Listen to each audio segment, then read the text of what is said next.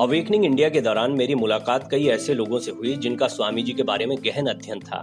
मुझे इन लोगों के सत्संग से बहुत सा साहित्य और जानकारियां सहज ही मिल गईं। रामकृष्ण मिशन विवेकानंद यूनिवर्सिटी के वाइस चांसलर स्वामी आत्मप्रियानंद जी से भी मेरी मुलाकात हुई।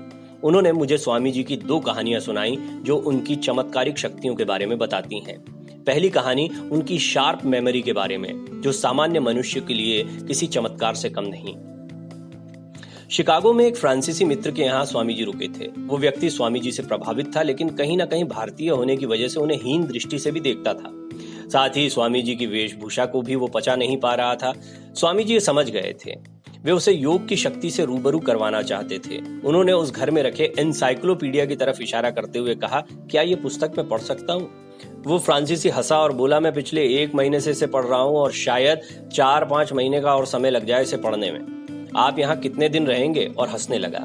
स्वामी जी ने कहा, क्या 1 घंटे के लिए आप मुझे ये दे सकते हैं? उसने हंसते हुए वो मोटी किताब स्वामी जी को दे दी। स्वामी विवेकानंद ने 1 से 2 घंटे के बाद वो किताब लौटाते हुए कहा, काफी जानकारियां थी इसमें। उस फ्रांसीसी ने आश्चर्य और संदेह के मिश्रित भाव से कहा, ये मत कहिएगा कि आप इसे पढ़ चुके हैं। स्वामी जी ने मुस्कुराते हुए कहा, हाँ।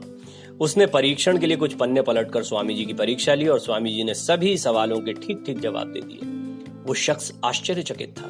ये उसके लिए चमत्कार था। तब स्वामी जी ने उसे योग और उससे मिलने वाली विभूतियों के बारे में बताया और ये भी बताया कि योग सिर्फ पढ़ने की चीज नहीं बल्कि अभ्यास का विषय है।